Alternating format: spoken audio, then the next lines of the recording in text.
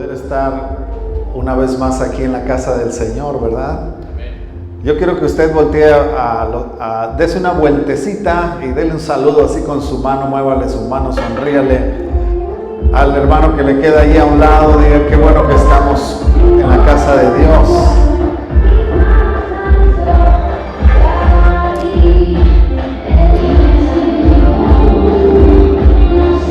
Yo les saludo. También saludo a los que nos están viendo por el internet. Es un gusto poder saludarles en este día domingo y poder compartir con ustedes un domingo de bendición, de que estamos alabando a Dios y que estamos listos para recibir también el mensaje de la palabra de Dios de este día domingo. Así que antes de que usted se siente y se ponga atento para recibir la palabra de Dios, ¿qué le parece si oramos a nuestro Dios? Que el Señor nos siga bendiciendo. Padre, gracias por este tiempo en el que podemos estar aquí en tu casa, Señor. Gracias por todas las familias de nuestros hermanos que están aquí, los que nos están viendo a través del internet y donde quiera que ellos se encuentren. Nosotros te pedimos que tu palabra llegue a ellos y que tu palabra, Señor, les bendiga, les traiga, Señor, sanidad, fuerza, aliento, esperanza en estos tiempos que nosotros estamos viviendo. Señor, los bendecimos a todos en el nombre del Padre, del Hijo, del Espíritu Santo, en el nombre de Jesús nuestro Señor. Y todos decimos amén, amén. Puede tomar asiento. Yo me voy a acomodar aquí.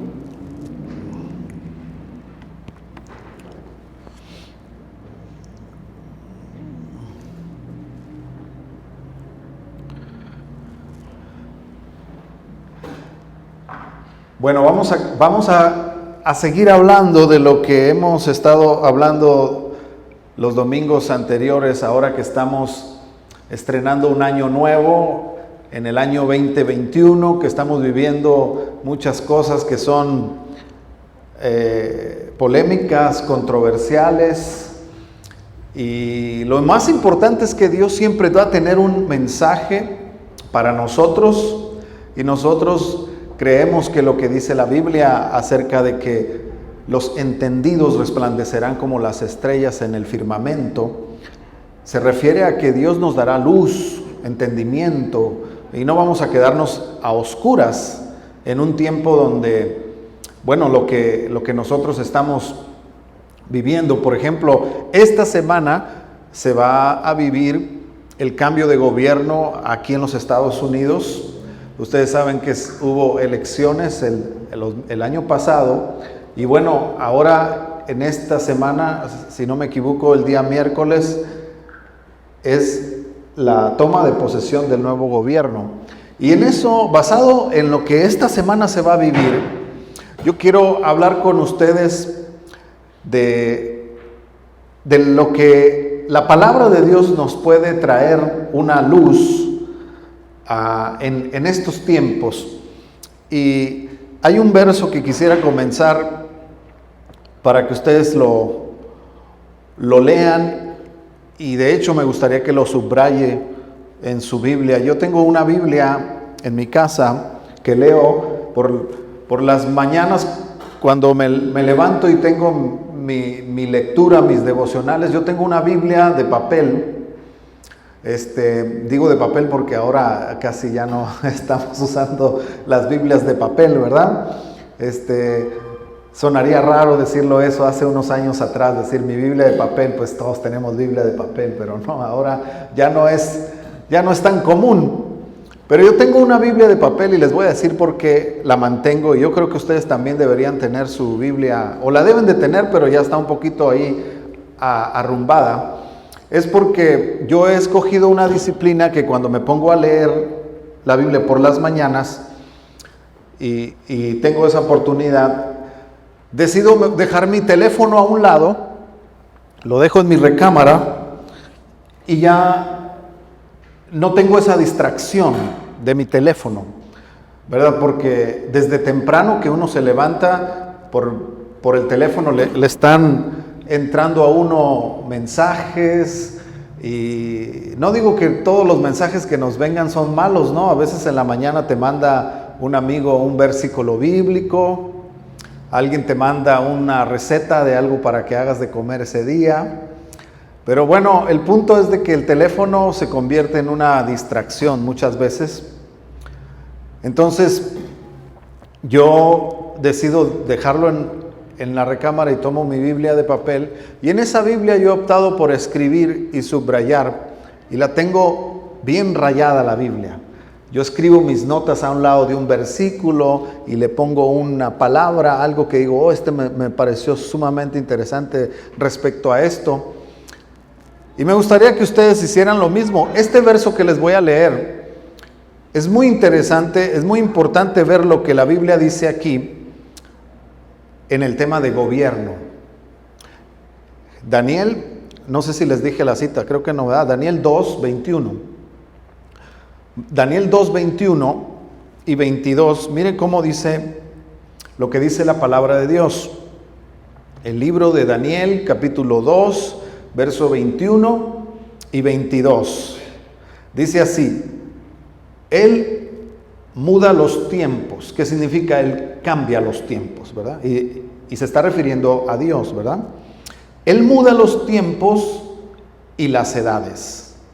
Quita reyes y pone reyes. Lo que también podríamos interpretar hoy en día, Él quita presidentes y pone presidentes, ¿verdad? Un rey, un dirigente, un líder nacional. Quita reyes y pone reyes. Da la sabiduría a los sabios y la ciencia a los entendidos. Él revela lo profundo y lo escondido. Conoce lo que está en tinieblas y con él mora la luz. Miren cómo el libro de Daniel es un libro que nos da una historia tan impresionante. Decíamos el domingo pasado que el rey Nabucodonosor, que aparece en el escenario de los primeros capítulos del libro de Daniel, él es esa cabeza de oro en la gran estatua que él mismo tiene el sueño, y el profeta Daniel le viene a dar una interpretación de ese sueño. En el libro de Daniel aparecen los imperios más poderosos de la historia del gobierno humano. Y hay que poner entre paréntesis eso, la historia del gobierno humano. Porque el gobierno humano tiene una historia que Dios conoce de principio a fin. Por eso está diciendo este versículo, Él muda los tiempos, las edades, quita reyes y pone reyes.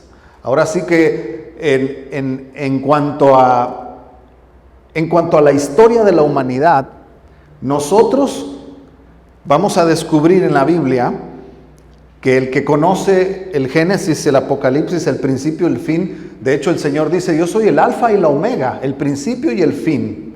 Él es el que conoce todas las cosas y él dice, él le da sabiduría a los sabios y les da la ciencia a los científicos, y Él conoce hasta lo que está más oculto, lo que estuviera más escondido. Por ejemplo, ahora muchos están preocupados y se entiende, ¿no?, la razón de la vacuna y qué está escondido detrás de eso. Bueno, miren lo que dice este versículo. Para el Señor nada está escondido. Dice, lo que el hombre quiera esconder y no dar a conocer, Dios dice, Él revela lo profundo y lo escondido, conoce lo que está en tinieblas y con Él mora la luz. Qué maravilloso es eso, ¿verdad?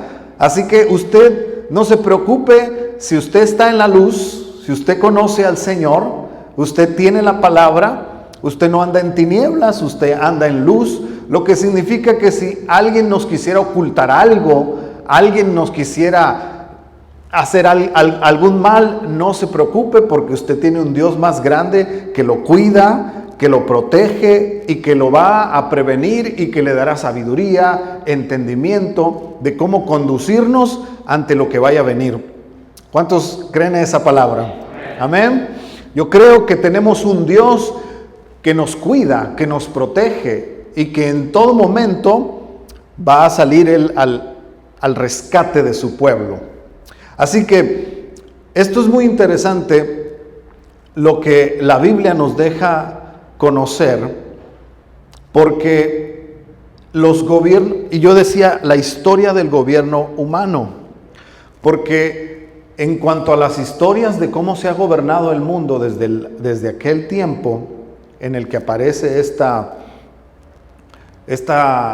revelación de los imperios babilónico, los babilónicos, que es la cabeza de oro del rey Nabucodonosor, Babilonia, los caldeos, y luego vienen los medos persas, que son los brazos y el pecho, es el siguiente imperio, y luego después del imperio de los medos persas viene el imperio de los griegos con Alejandro el Grande, y después del imperio de los griegos viene el imperio romano, y desde aquel tiempo yo quiero darles estos datos a ustedes, porque creo que son interesantes para que los podamos contemplar.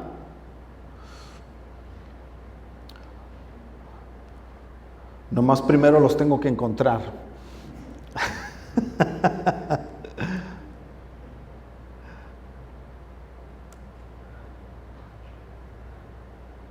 Sí, hay un dato que se me hizo interesante en cuestiones de fechas. Miren, de el huerto del Edén, cuando leemos Génesis, de Adán, cuando Adán es expulsado del huerto, porque antes de que Adán fuese expulsado del huerto no hay una cronometría, no hay un tiempo, porque él vivía en otra esfera, antes de que el tiempo comenzara a girar o el reloj empezase a contar. De Adán a Noé se cuentan 2000 años, aproximadamente 2000 años de Adán a Noé. De Noé a Abraham se cuentan otros 2000 años. Ahí sumamos 4000 años. Y de Abraham a Cristo, entonces nosotros estamos viendo otros 2000 años. Entonces, si nosotros vemos, estamos sumando 6000 años. Y la Biblia dice en Génesis que Dios hizo los cielos y la tierra en 6 días y en el séptimo descansó.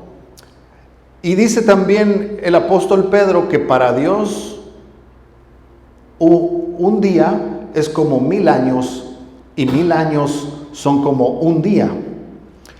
Entonces, si nosotros nos ponemos a ver estas cosas que son tan maravillosas en cuanto a que el Señor dejó en la Biblia, hasta prácticamente están marcadas las edades, por eso dice, Él muda los reyes y las edades y los tiempos. Nosotros estamos a la espera de un tiempo que serán 1000 años, que habla el libro de Apocalipsis, donde habrá un reinado, el reinado de Cristo, el milenio de Cristo en la tierra.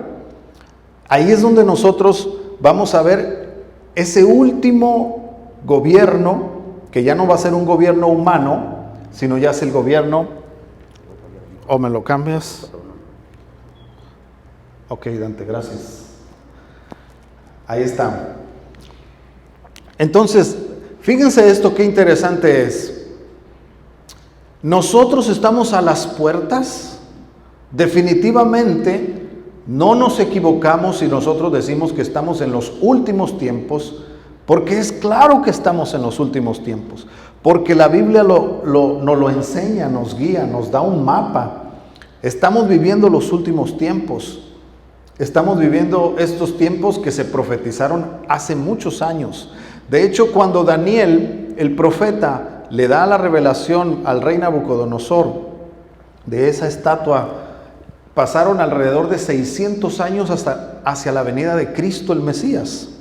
600 años pasaron de Daniel con esa profecía a la venida del Señor. Pero de esos 600 años han pasado 2600 años para hoy.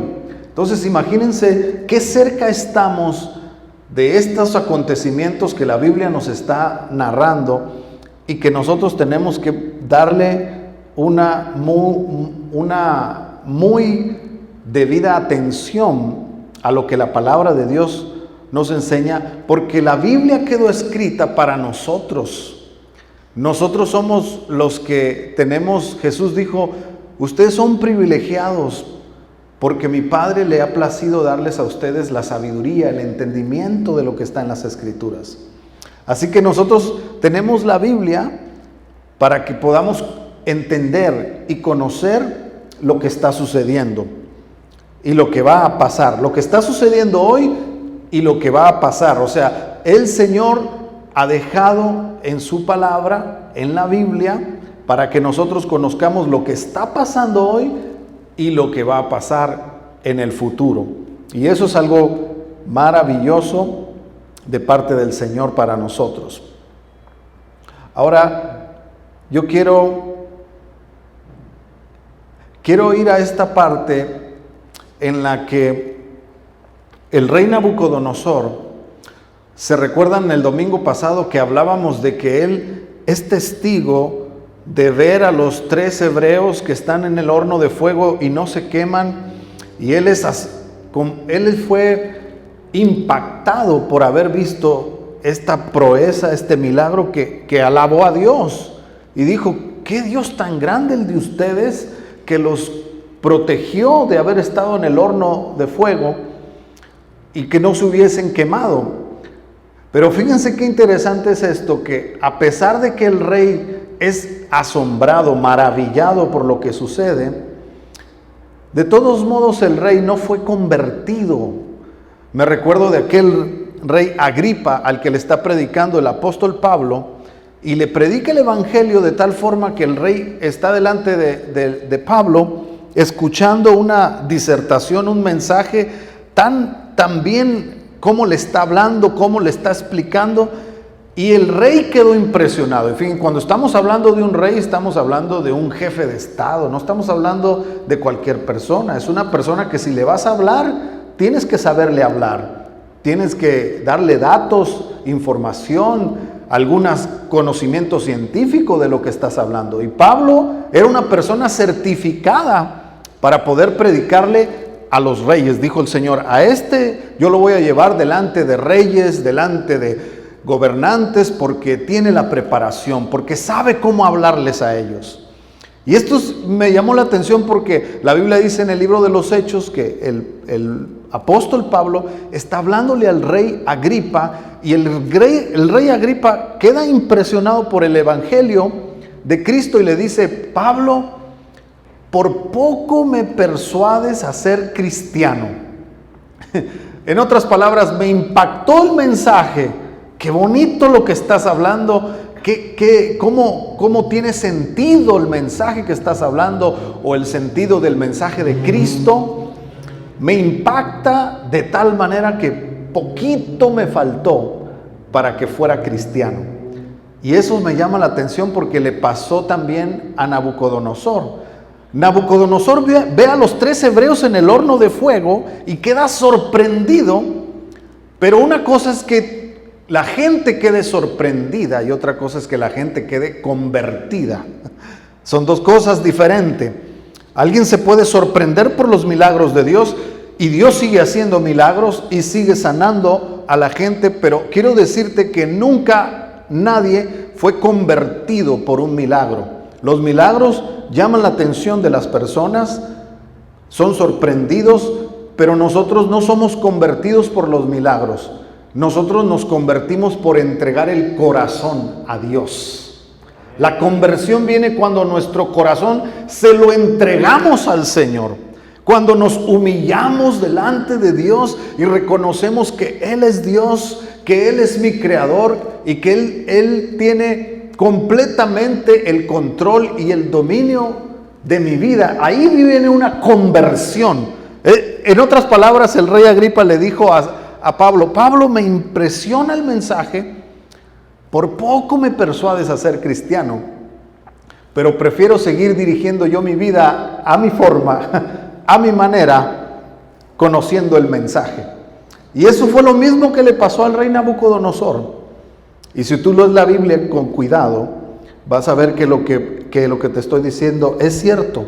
Que el rey Nabucodonosor, a pesar de que él dice en Daniel en el capítulo 4, es necesario que yo publique las grandezas de las cosas que el alto Dios ha hecho, pero en ese mismo capítulo 4 aparece algo impresionante. Vuelve a tener un sueño y ese sueño le muestra un gran árbol y le muestra ciertas cosas, que las aves venían y se postraban se ponían sobre las ramas de este gran árbol, y ese árbol venía a ser otra vez ese mismo rey Nabucodonosor. El mismo que vino a hacer la estatua, también viene a ser ese gran árbol. Y el profeta Daniel vuelve a entrar en escena a traerle una interpretación de ese sueño. Y viene y le dice al rey: mira, rey, tú eres ese árbol, pero eres tan orgulloso, eres tan soberbio, hay tanta soberbia en ti, que Dios ha decidido que tu mente, que tu cuerpo seas humillado físicamente, seas humillado delante de todos los demás, de todos los hombres. Y Dios ha decidido que por 7 años te conviertas en un animal y estés paseándote en los prados de tu palacio, y la gente pase y pueda verte que el gran rey, ese rey de reyes, ese hombre tan poderoso, tan imponente, Dios le dice a través del profeta Daniel: Dios ha decidido humillarte. Y eso es algo que Dios va a hacer contigo. Y eso es impresionante, porque uno lo puede leer en la palabra, como dice la palabra de Dios en Daniel capítulo 4, versículo 32, que Dios hizo esto con Nabucodonosor.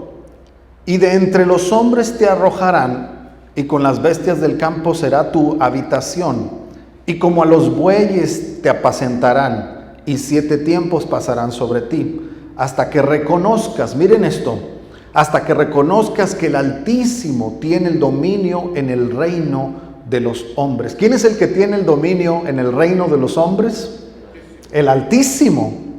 Fíjense cómo el Señor, en el verso que yo les leí anteriormente, Él es el que muda los tiempos, muda las edades. Él es el que quita reyes y pone reyes. El Señor nunca ha permitido que nadie le quite su soberanía. Y cuando alguien se quiere pronunciar como Dios, dice: no, momento. Si alguien quiere pronunciarse como Dios, lo voy a humillar como a Nabucodonosor. Hasta que reconozcas que el Altísimo tiene el dominio en el reino de los hombres y lo da a quien Él quiere. Él es el que tiene el dominio en el reino de los hombres y lo da a quien Él quiere. Esto me llama la atención, porque la soberbia que había en Nabucodonosor era una soberbia que lo había inflado tanto, lo había infectado. Yo creo que la soberbia inflama, infecta, y eso no solamente los jefes de Estado, no solamente los gobernantes, presidentes, ni siquiera los que tienen mucho dinero, porque a veces dicen: este es soberbio porque tiene mucho dinero. No, yo he conocido gente que no tiene dinero y es soberbia. La soberbia no mide los estatus sociales o económicos. La soberbia es una infección que está en este planeta. La soberbia está en el reino de los hombres, y es una de las peores infecciones de las que uno constantemente tiene que estar escapando, de ser soberbio. Yo miraba esto, cómo el Señor mira la soberbia de Nabucodonosor y deja escrito esto para que nosotros lo leamos y nos demos cuenta que cuando los hombres se ponen soberbios, ¿qué es soberbia? Yo iba a mirar lo que significa soberbia, y soberbia no es otra cosa sino creer, en algún momento creer que yo soy más que otro mortal. Creer que yo valgo más que otro ser humano. Eso es soberbia. Cuando yo creo que valgo más, o que yo soy más importante que otros, eso es soberbia. Y Dios resiste la soberbia. A Dios no le gusta la soberbia. Dice la palabra: Dios resiste a los soberbios, como diciendo, es como cuando alguien huele feo y dices: no te me acerques o alguien está infectado 6 pies de distancia, ¿no? No me puedo acercar a los soberbios, dice el Señor. Resisto a los soberbios. Y eso es algo que nosotros tenemos que tener presentes en este tiempo, porque estamos viviendo tiempos de soberbia, tiempos donde unos se creen más que otros, donde alguien piensa que porque tiene algo vale más que otros, tiempos donde supuestamente se busca una igualdad, pero ¿cómo se conseguirá una igualdad cuando unos se creen más que otros, cuando otros no van a cambiar su manera de pensar? Esto nunca se va a poder conseguir. ¿Saben que es muy diferente? ¿Cuál es lo contrario a soberbia? Humildad. Humildad. Por eso Dios humilló al rey Nabucodonosor, para darle una dosis de humildad. Lo humilló físicamente. Yo le pido al Señor que no me humille. Yo no quiero, porque a veces somos humillados por las circunstancias que nos toca vivir en la vida. A veces sí, Dios puede darnos la misma receta que al rey Nabucodonosor, y que estemos humillados por causa de nuestra soberbia. Y hay personas que en algún momento se creyeron que tenían o que eran, y Dios se ha encargado de humillarlos de tal forma como al rey. Imagínense como un animal. Dice, vas a comer como los bueyes vas a estar. Dice la Biblia que pasados 7 años, que el hombre más poderoso sobre la tierra vivió como un animal, comía hierba como los bueyes. Su cuerpo se mojó con el rocío del cielo, o sea, no tenía un techo, no tuvo una cama. 7 años estuvo afuera a la intemperie. Su pelo creció como las plumas de un águila y sus uñas como las de unas aves. Cuando termina la humillación, miren lo que dice Nabucodonosor. Cuando pasan 7 años después de esto, Nabucodonosor dijo: ahora yo, Nabucodonosor, alabo, engrandezco y glorifico al Rey del cielo, porque todas sus obras son verdaderas y sus caminos justos. Él puede humillar a los que andan con soberbia. Mira qué importante es la alabanza al Rey. Si nosotros alabamos al Rey, reconocemos que sobre nuestras cabezas hay un Rey, hay un creador del cielo y de la tierra. Cuando tú te levantas por la mañana, reconoces que hay un Dios supremo, poderoso, que no se mueve la hoja del árbol si Dios no lo quiere, dice la palabra del Señor. Dice el Señor: ustedes valen mucho más que las aves, y al Señor no se le pasa ni la muerte de un ave. Dios conoce hasta los cabellos de nuestra cabeza. Qué lindo es vivir reconociendo esa soberanía del Señor. Yo me levanto por la gracia de Dios. Yo puedo respirar porque hay un Dios que me da la vida para respirar. Eso es alabanza, hermanos. Cuando a Dios se le da la gloria de todo. Nosotros tenemos trabajo porque Dios nos ha dado trabajo. Podemos venir a su casa, gracias a Dios, porque nos permite venir y alabar y bendecir su nombre. Eso es alabanza. Los soberbios piensan que respiran porque están guapos. Piensan que tienen trabajo porque son inteligentes.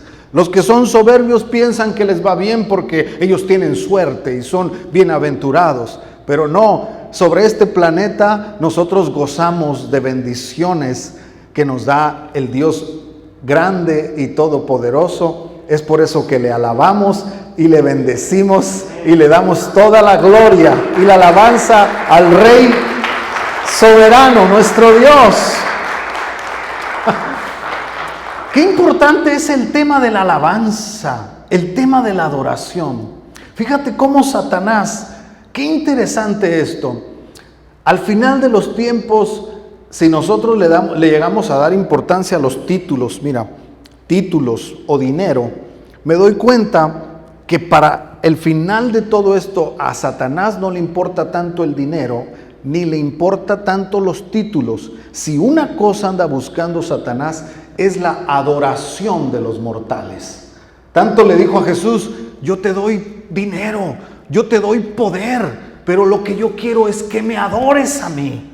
¿Se dan cuenta la importancia de adoración? ¿Y a quién es el que adoras? ¿A quién adoramos? Porque este rey dijo: al son del tambor, de la flauta y de los instrumentos de música, todos se postran y adoran la imagen. Y estos 3 hebreos dijeron: no podemos hacer eso. Ellos entendían la adoración. Hoy más que nunca debemos entender a quién nosotros adoramos, mis hermanos. Nosotros adoramos dijo Jesús: ustedes adoran lo que no saben, nosotros adoramos lo que conocemos. Conocemos al Creador del cielo y de la tierra. Conocemos al que muda los tiempos y las edades. Conocemos al que pone reyes y quita reyes. Es al que nosotros adoramos. ¿Cuántos dicen amén a eso? Aleluya. Ahora, dice la Biblia: mi mano hizo todas estas cosas, y así todas estas cosas fueron, dice Jehová. Pero miraré a aquel que es pobre y humilde de espíritu, y que tiembla a mi palabra, dice el Señor. Isaías 66:2. Bienaventurado todo aquel que reconoce que Dios es Rey y gobierna sobre todo. Ahora, yo miraba esto. Nosotros vivimos tiempos en los que el domingo pasado yo mencionaba que Jesús dijo: denle al César lo que es del César y denle a Dios lo que es de Dios. Y la pregunta que yo tengo ahora para poder hablar con ustedes es: ¿qué es del César y qué es de Dios? Y no sé si, o creo que es importante recordarnos a nosotros mismos qué es del César y qué es de Dios. Porque Jesús dijo: denle al César lo que es del César, pero denle a Dios lo que es de Dios. Y yo me ponía a pensar que cuando hablamos del César, hablamos de los impuestos, ¿no? ¿Quién puede evadir impuestos? Paguen impuestos porque son del César. Hay un dicho que dice: te puedes meter con quien quieras, pero no te metas con el IRS porque no te la vas a acabar. No le puedes quitar los impuestos al tío Sam.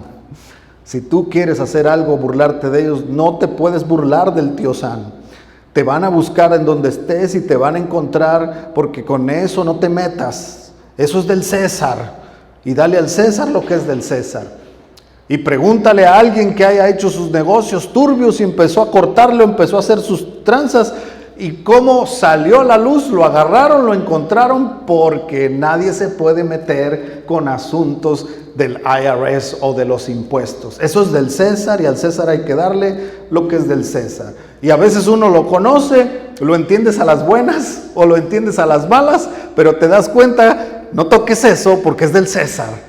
No, ¿sabes qué? Mejor yo andaba por ahí queriendo cortarle las esquinas o hacer esto y esto, pero no, ¿sabes qué? Mejor no, al César lo que es del César.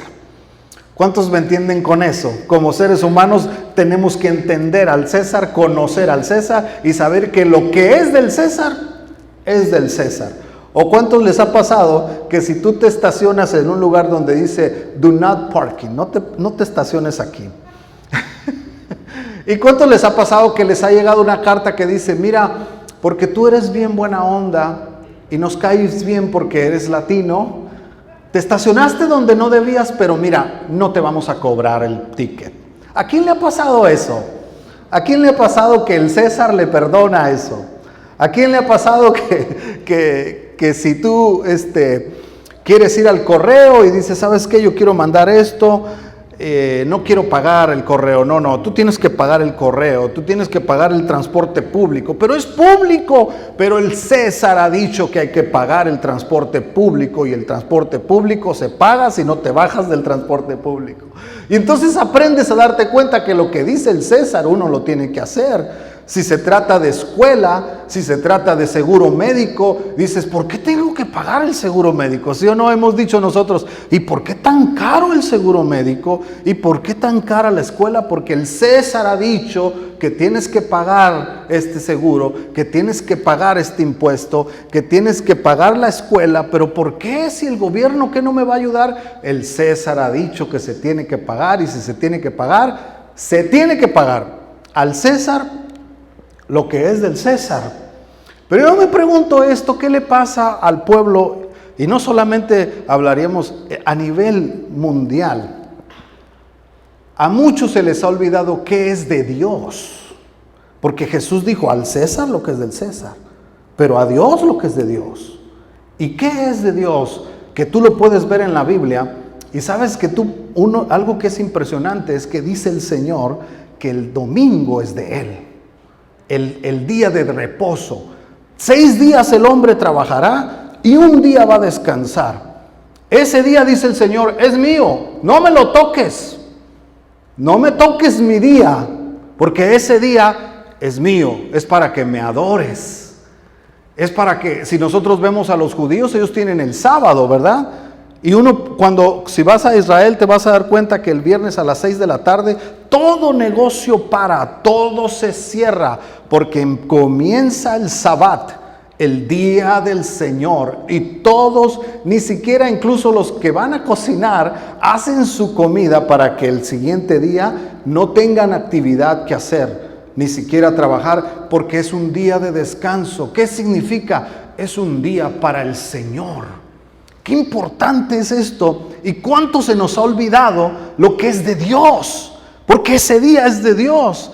Fíjense, cuando yo entendí esa dinámica de venir a la iglesia el domingo, y me di cuenta lo que pasa desde que tú te levantas en la mañana y te vistes y arreglas tus ropas, porque uno, si va a venir a la iglesia, debería ponerse sus mejores trapitos, vestirse lo mejor que uno tiene, lo más elegante, lo mejor, porque es el día del Señor, es un día para Él. Yo me arreglo, me baño, te tienes que bañar ese día, porque vas a venir a presentarte delante del Señor. Entonces uno se baña, se arregla, unos mentalmente dejamos otras cosas para otro día. No, este día no. ¿Qué nos ha pasado a nosotros hoy los cristianos? Agarramos el día domingo para trabajar, lo agarramos para irnos de vacaciones, lo agarramos para celebrar nuestro cumpleaños. ¿Le sigo? ¿Y qué hemos dicho? Pero es que Dios es buena onda. No. ¿Quieres a un Dios que sea como el tío San y que te venga a dar un coscorrón porque estás agarrando su día, el día que le corresponde a Él? Que si tú eres un hijo de Dios deberías de guardar ese día, decir, este es un día para el Señor, es el día donde yo le alabo y Él me bendice, es el día donde yo agradezco lo que me dan toda la semana. Fíjense cómo somos nosotros. Ya empecé a predicar y a ustedes ni dicen amén ni gloria a Dios. Les estoy predicando bien bonito. Miren lo que hacemos. Preferimos perder un domingo en la iglesia, pero no perder un día de trabajo. Diga, ouch, ouch. Prefiero las horas que me pagan, lo que me van a pagar, y digo, pierdo mejor el día de ir a la casa del Señor.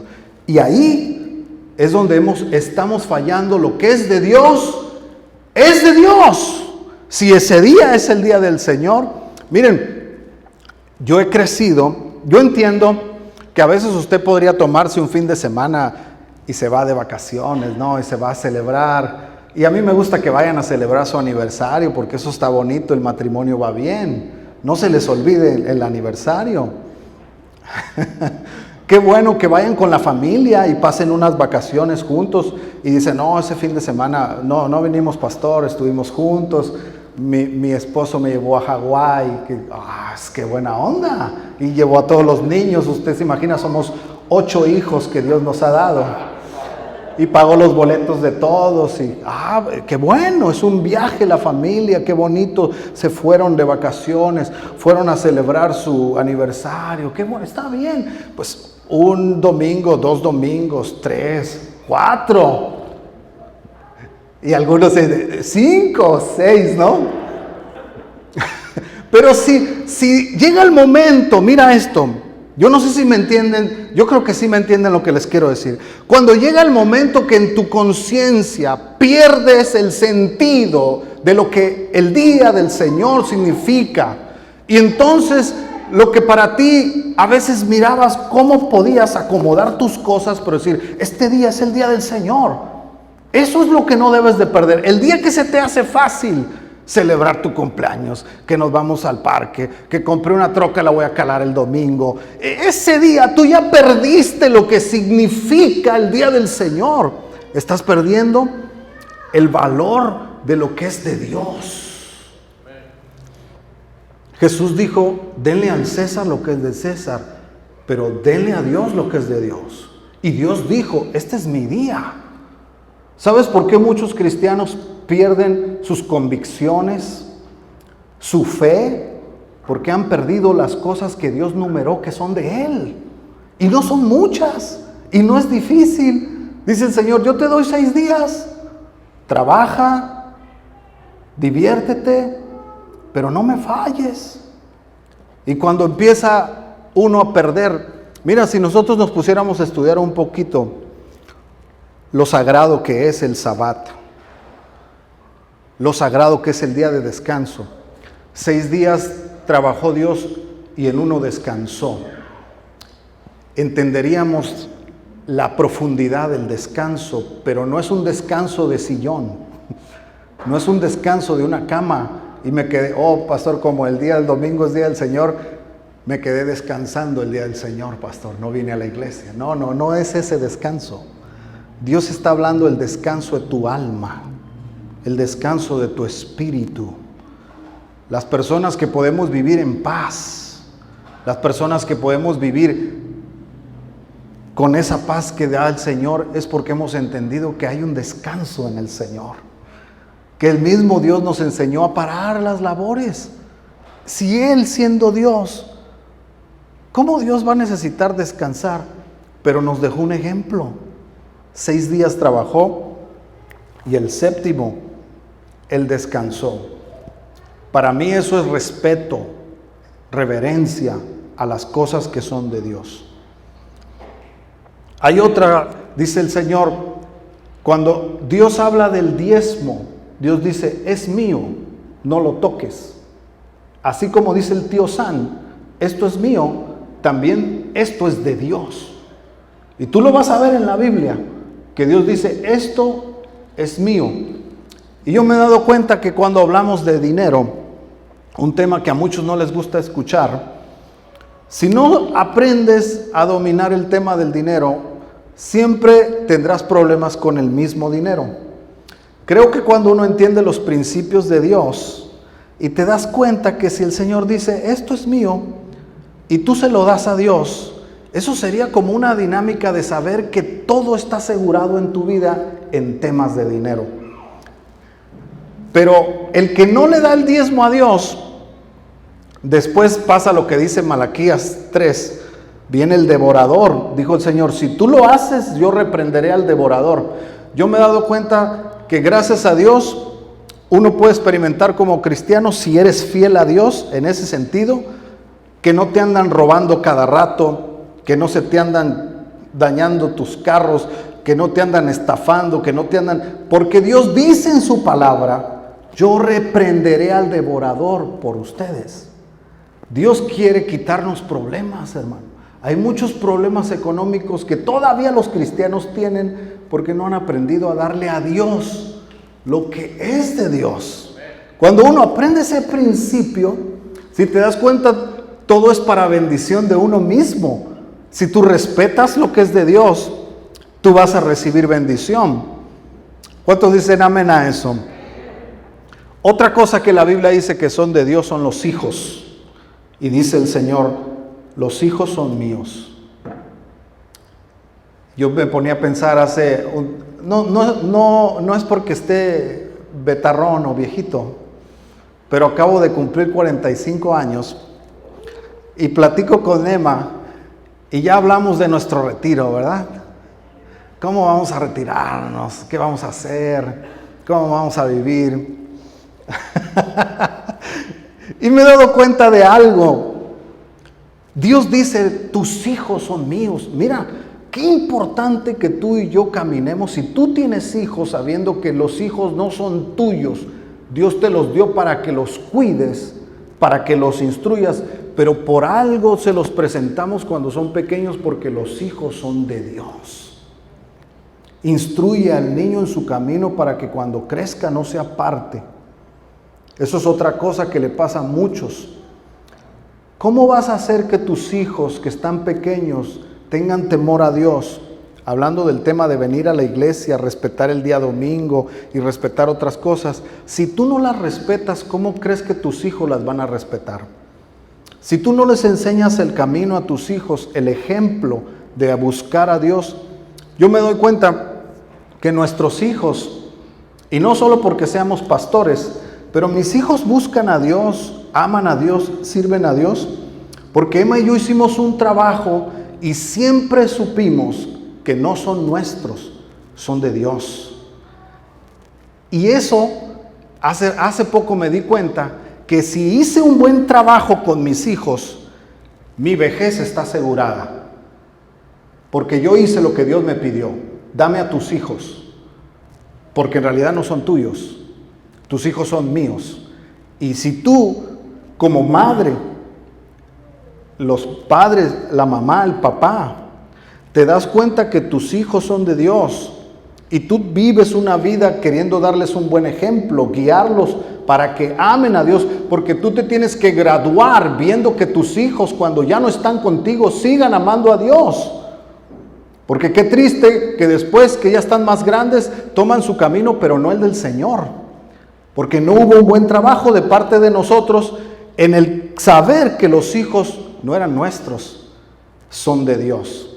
Esas veces que veníamos a la iglesia, nosotros que traíamos a Sergio y Alex desde pequeños, todas las clases que recibieron en los domingos, todas las enseñanzas que les dieron los hermanos, las hermanas, todo eso fue una instrucción bíblica, una educación bíblica para ellos.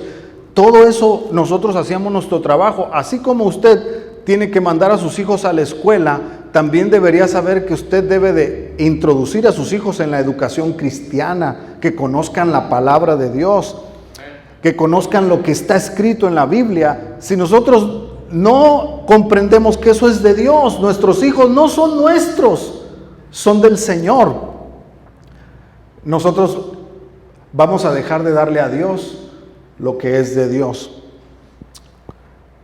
Y tengo otras más, pero ya no me quiero extender. Voy a terminar con esta. Después les digo las demás que estuve viendo que son de Dios. ¿Cuál es la primera que le mencioné? A ver, ayúdenme. ¿Qué es de Dios? El día del Señor. El domingo es el día del Señor. ¿Qué otra cosa es de Dios? El diezmo es de Dios. ¿Qué otra cosa? Los hijos. Y le voy a dar una cuarta, con esta se va a ir bien bendecido. El cuerpo no es suyo. Mire lo que anda haciendo con algo que no es suyo. El cuerpo que usted tiene no es suyo, es de Dios. Y como muchos me vieron así, se espantaron. Por eso la dejé para el último. Dice 1 Corintios capítulo 6, verso 19. ¿No saben que su cuerpo es templo del Espíritu Santo que Dios les ha dado? Y que el Espíritu Santo vive en ustedes. No son ustedes propios dueños, porque Dios les ha comprado por un precio. Por eso deben honrar a Dios con su cuerpo. Hay una versión que leí que dice, no son dueños ustedes de su cuerpo, porque su cuerpo es de Dios. Eso me impresionó, porque cuando tú te das cuenta de que debes respetar y cuidar lo que no es tuyo, te crea una conducta, una forma de vida. Es como si alguien te presta un auto, un carro, y te dice, te lo presto porque lo necesitas para hacer alguna diligencia. ¿Cómo cuidas tú ese carro? Lo cuidas y no me lo vayan a rayar, y el carro si está íntegro, lo cuidas bien porque dices, ¿por qué lo cuidas? Porque no es mío, se lo tengo que regresar al dueño. Si tú y yo entendiéramos lo que es de Dios, cuidáramos lo que es de Dios como debemos cuidarlo, nosotros viviríamos en una dimensión mucho más diferente, cuidando nuestro cuerpo. Al final, ¿qué dices? Ay, es mi cuerpo. No, ni tuyo es del Señor. No es decir, ay, no se metan con mi cuerpo, como es mi cuerpo, yo lo acondiciono como a mí me gusta. No, si tuviéramos conciencia que nuestro cuerpo no es de nuestro, es de Dios, este cuerpo lo cuidaríamos y lo dedicaríamos al Señor porque es del Señor. ¿Cuántos dicen amén a eso?